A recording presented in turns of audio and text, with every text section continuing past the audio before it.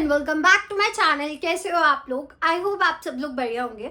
सो आज की वीडियो में हम इनकम एंड एक्सपेंडिचर अकाउंट की आगे की एडजस्टमेंट्स को समझेंगे।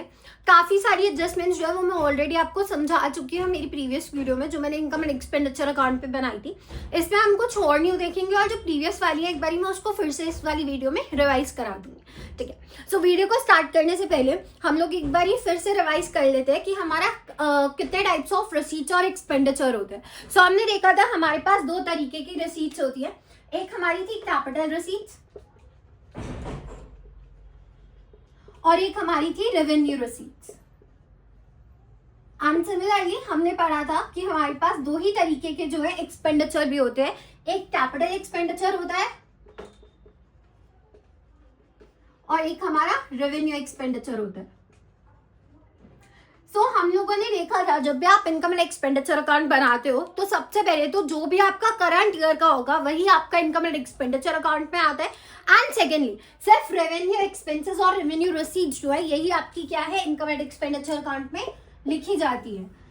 ये हम लोग ऑलरेडी पढ़ चुके हैं, राइट। यही चीज जो है आपका इनकम एंड एक्सपेंडिचर अकाउंट में लिखा जाएगा, right.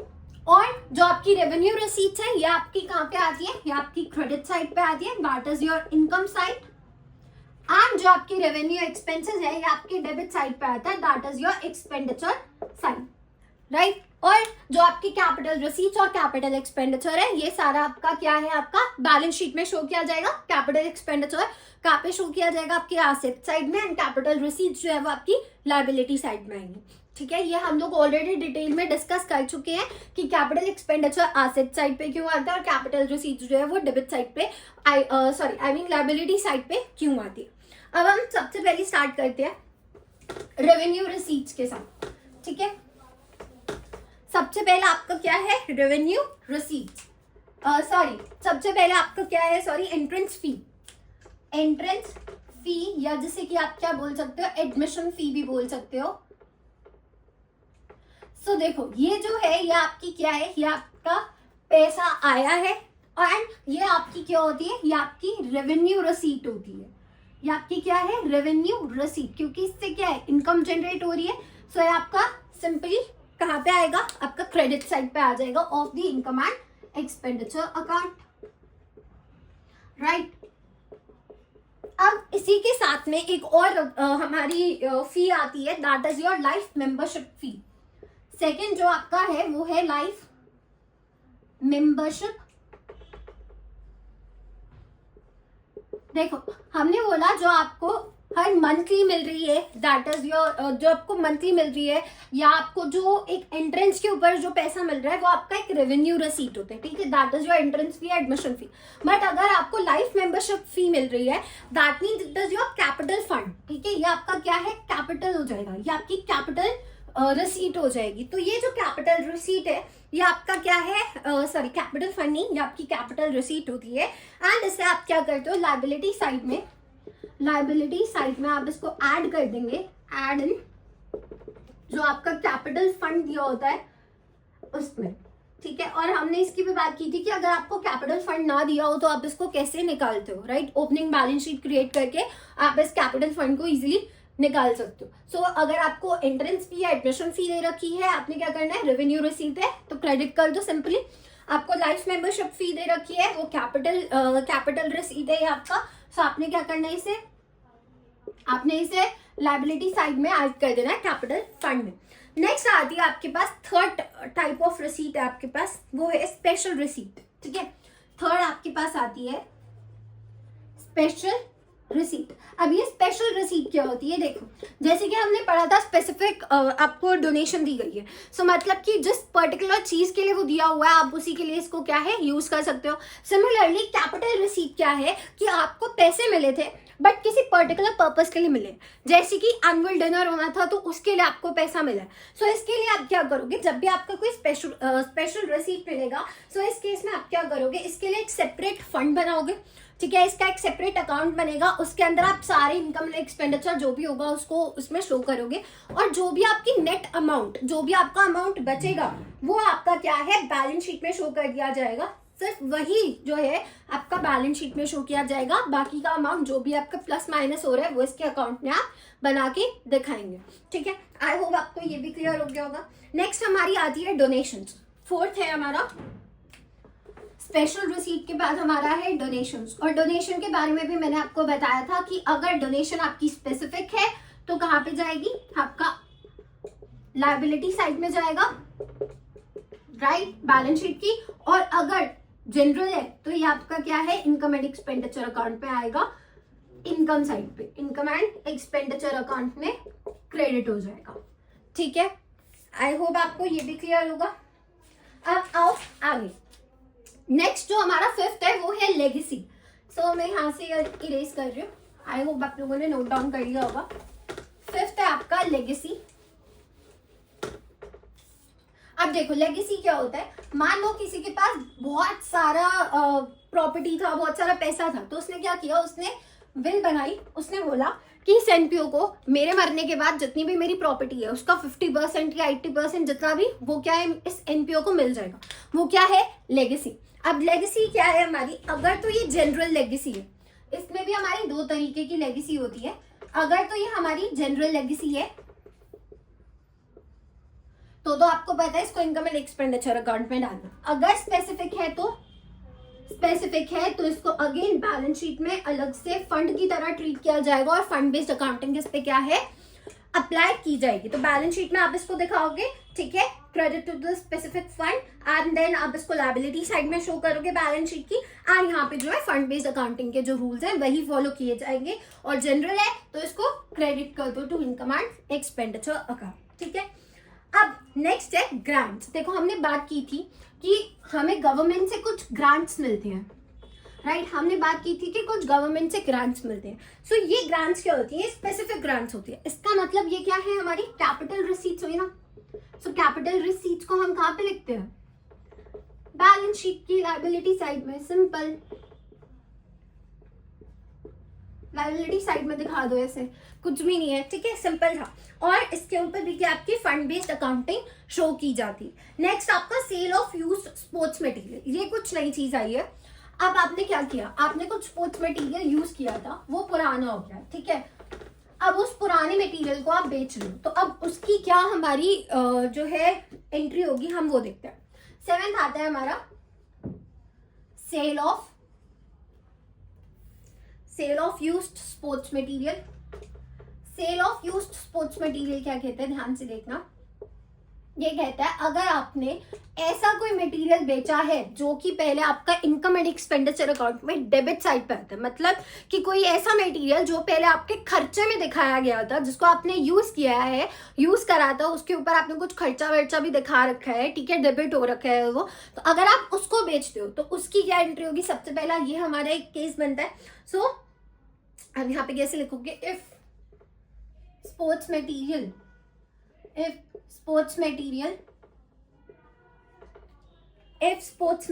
was debit to the income and expenditure account, was debited to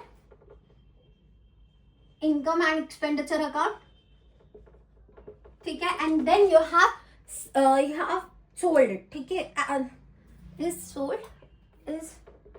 sold, then आप कैसे करोगे, देन इसका जो भी सेल प्रोसीड होगा, जो भी इसके आपने पैसे कमाए हैं या जो भी आपने जितने में भी आपने इसको बेचा है, वो क्या होगा आपका, कहाँ पे आएगा, credit side of the income and expenditure account आएगा। ठीक है, बहुत सिंपल था। इसका एक एग्जांपल लेते हैं। मान low income and expenditure account हमें दे रखा है, ठीक है, but expenditure rupees, income rupees, credit, debit. Expenses में हमें क्या दे रखा था कि स्पोर्ट्स मटेरियल जो है यहाँ पे हमें दे रखा है 10,000 का, लेट्स से 10,000 का यहाँ पे दे रखा है, और इसको मैंने बेचा है 12,000 का। ठीक है, सो यहाँ पे एज इट इज 12,000 जो है मेरे, यहाँ पे हम लोग लिख देंगे 12,000 रुपए। ठीक है, 10,000 यहाँ से कैंसिल आउट हो जाएगा और 2,000 मेरा क्या है, प्रॉफिट आया। सो हम यहाँ पे कैसे लिखेंगे, यहाँ पे हम लिखेंगे यहाँ पे आएगा to by sale proceeds, by sale proceeds of income and of sports material, ठीक है। जो आपका स्पोर्ट्स मटेरियल 10,000 का यहाँ पे था, वो आपने बेचा 12,000 का, वो एज इट इज आप यहाँ पे लिख दोगे, ठीक है। अब एक केस आया कि आपका स्पोर्ट्स मटेरियल आपके इनकम एंड एक्सपेंडिचर अकाउंट में शो नहीं हो रहा है। इसकी फटाफट से एक बारी लिख लो, फोटो खींचनी है फोटो खींच लो, फिर मैं नेक्स्ट केस बताऊंगी। आपका केस नंबर 1 है, केस 0, ठीक है। अब केस 2 क्या कहता है? केस 2 कहता है कि स्पोर्ट्स मटेरियल जो है आपका, कोई डेबिट कोई क्रेडिट में उसको शो नहीं किया गया। If sports material appears in the balance sheet, ठीक है। ये अब क्या है, पहले आपका इनकम एंड एक्सपेंडिचर अकाउंट में था। If sports material appears in balance sheet, और बैलेंस शीट के किस साइड पे? एसेट साइड पे, ठीक है। देन आप इसको क्या करोगे, इसका जितना भी सेल प्रोसीड होगा, अगर तो आपको गेन हुआ है, अगर तो आपको प्रॉफिट हुआ है तो वो क्रेडिट हो जाएगा, लॉस हुआ है तो वो क्या हो जाएगा? डेबिट हो जाएगा, सिंपल, ठीक है। अब गेन और लॉस का मतलब क्या हुआ कि जितने की बुक वैल्यू है, आपको यहाँ पे देखनी पड़ेगी कि उसकी बुक वैल्यू क्या मार्केट वैल्यू से बड़ी है या कम है। अगर ये केस है कि बुक वैल्यू मार्केट वैल्यू से कम है तो दैट मीन्स आपको गेन हुआ है, और अगर बुक वैल्यू ज्यादा है than your market value, then आपको क्या है? लॉस हुआ है। सो अगर बुक वैल्यू कम है मार्केट वैल्यू से तो आपका गेन होगा, बुक वैल्यू ज्यादा है मार्केट वैल्यू से तो आपका लॉस होगा। गेन हुआ है तो उसको क्रेडिट कर दो इनकम एंड एक्सपेंडिचर अकाउंट में, इनकम साइड पे दिखा दो। बुक वैल्यू अगर मार्केट वैल्यू से ज्यादा है तो क्या है? लॉस है तो उसको क्या है? डेबिट दिखा दो इन दी एक्सपेंडिचर साइड, राइट। बस यही था। अब इसके बाद सेल ऑफ ओल्ड एसेट्स, अब इसकी भी एक बारी फटाफट से स्क्रीनशॉट ले लो, या लिखते हो तो फटाफट से इसको लिख लो। अब एक जो है आपका वो है सेल ऑफ, ये ए है, सेल ऑफ ओल्ड एसेट्स, ठीक है। अब इस ओल्ड एसेट्स को जब आप बेच रहे हो, सेल ऑफ ओल्ड एसेट्स कर रहे हो, तो इस केस में क्या है? वही सेम चीज आएगा। 3 केसेस बन सकते हैं।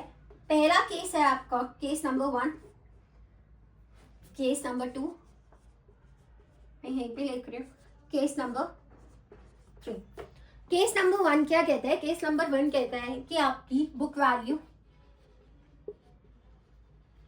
ज्यादा है मार्केट वैल्यू से, ठीक है।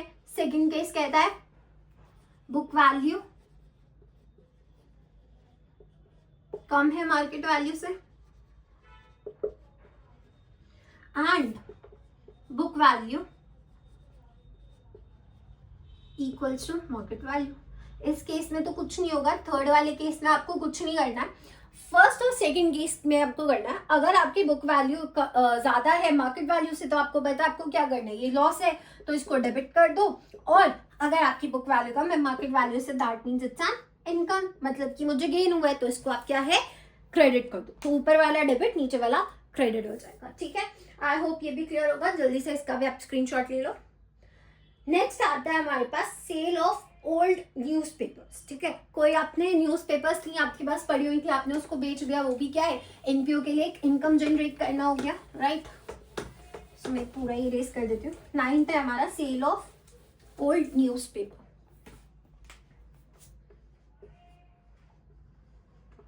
Cell of old newspaper. जब आप सेल ऑफ ओल्ड न्यूज़पेपर कर रहे हो, इसमें भी वही सेम चीज चलेगा। देखो, अगर आपको क्लियर हो गया है कि आपके कैपिटल एक्सपेंडिचर कौन से हैं, आपके रेवेन्यू एक्सपेंडिचर कौन से हैं, या आपकी कैपिटल रिसीट्स और रेवेन्यू रिसीट्स कौन से हैं, अगर आपको ये चीज क्लियर हो गया है तो इनकम एंड एक्सपेंडिचर अकाउंट बनाना आपके लिए बहुत इजी हो जाएगा। एंड आपको अगर ये चीज क्लियर है कि क्या चीज हमारी बैलेंस शीट में जा रही है, तो भी आप क्या इजीली इस क्वेश्चन को सॉल्व कर पाओगे, ठीक है। सो ये भी आपको पता है सेल ऑफ ओल्ड न्यूज़पेपर क्या होगा। जल्दी से वीडियो को पॉज करो और नीचे कमेंट में बताओ कि सेल ऑफ ओल्ड न्यूज़पेपर का कहाँ पे हमारा जो है, हम लोग इसको किस तरीके से लिखेंगे, डेबिट करेंगे या क्रेडिट करेंगे। सो द आंसर इज कि आप इसको क्या करोगे? क्रेडिट करोगे to the income and expenditure account. Simple, right. अब इसके बाद हमारे पास नेक्स्ट चीज आती है, दैट इज योर ऑनरेरियम्स। ठीक है, ऑनरेरियम्स, अच्छा, इसका मतलब मैंने आपको समझाया था कि क्या होता है ऑनरेरियम्स। क्या होता है कि कई बारी एनपीओ के अंदर बहुत सारे ऐसे गेस्ट लेक्चर्स बुलाए जाते हैं या ट्रेनिंग के लिए या कुछ भी चीज के लिए, जिसमें क्या होता है कि विलिंगली कोई पर्सन आपको क्या है, विलिंगली कोई पर्सन अपनी सर्विसेज प्रोवाइड कर रहा है एनपीओ में, तो उसके बदले में जो भी आप पैसे देते हो उसे आप क्या बोलते हो, ऑनरेरियम्स। तो जैसे कि एग्जांपल हो गया कि गेस्ट लेक्चर आया, ठीक है, तो वो क्या है, ऑनरेरियम्स। तो अगर आप इसे पैसा पे कर रहे हो तो ये क्या होगी, हमारी रेवेन्यू एक्सपेंडिचर हो गया ना। तो ये रेवेन्यू एक्सपेंडिचर कहाँ जाएगा, ये आप मुझे कमेंट में बताओ जल्दी से, वीडियो को पॉज करो और जल्दी बताओ कि रेवेन्यू एक्सपेंडिचर है तो ये हमारा कहाँ जाएगा, तो ये हमारा क्या होगा, डेबिट हो जाएगा इनकम एंड एक्सपेंडिचर अकाउंट में, right. Income and expenditure account में क्या है, डेबिट हो जाएगा। Next we have revenue expenses, revenue expense है ये। अब रेवेन्यू एक्सपेंस की बात करते हैं हम लोग। इसका नेक्स्ट ईयर रेवेन्यू एक्सपेंस आपको पता है डेबिट होगा इनकम एंड एक्सपेंडिचर अकाउंट में। एंड रेवेन्यू रिसीट्स का भी आपको पता ही है कि क्या है, रेवेन्यू रिसीट्स क्या होती है हमारी, 11th रेवेन्यू रिसीट्स क्या होंगी, ये क्रेडिट, वही same income and expenditure account. Next आपके पास है capital expenditure and capital receipts. तो मैं ये इरेज कर देती हूँ। 12th कैपिटल एक्सपेंडिचर,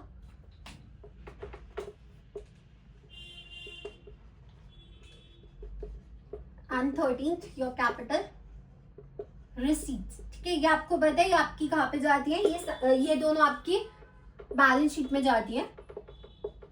एंड ये मैंने वीडियो की स्टार्टिंग में ही आपको बता दिया था कि जो आपकी कैपिटल एक्सपेंडिचर है वो बैलेंस शीट की किस साइड पे जाएंगी, आपकी एसेट साइड पे जाएंगी, और कैपिटल रिसीट्स आपकी लायबिलिटी साइड पे जाएंगी।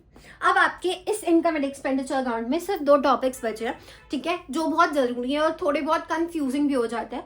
That is cost of goods consumed, और एक आपका सब्सक्रिप्शन अकाउंट है, जो कि अभी एक बार हम लोग और डिटेल में समझेंगे। वैसे मैंने थोड़ा बहुत आपको एक्सप्लेन कर दिया था सब्सक्रिप्शन अकाउंट कैसे बनता है, बट अभी उसमें और बहुत सारी एडजस्टमेंट्स बची हैं, तो वो हम जो है नेक्स्ट वीडियो में देखेंगे। सो आई होप जो भी मैंने आपको कराया वो आपको समझ आया होगा। वैसे तो ये सारी ही मतलब इसमें से बहुत सारी ऐसी एडजस्टमेंट्स थी जो आप लोगों को ऑलरेडी पता थी, क्योंकि ये मैंने कवर कर रखे ऑलरेडी जो मेरी इनकम एंड एक्सपेंडिचर अकाउंट की वीडियो बनी है उसमें। सो आई होप आपको आज वाला भी कंसेप्ट जो है वो समझ आया होगा। नेक्स्ट वीडियो में हम लोग मिलते हैं। Till then take care, bye bye.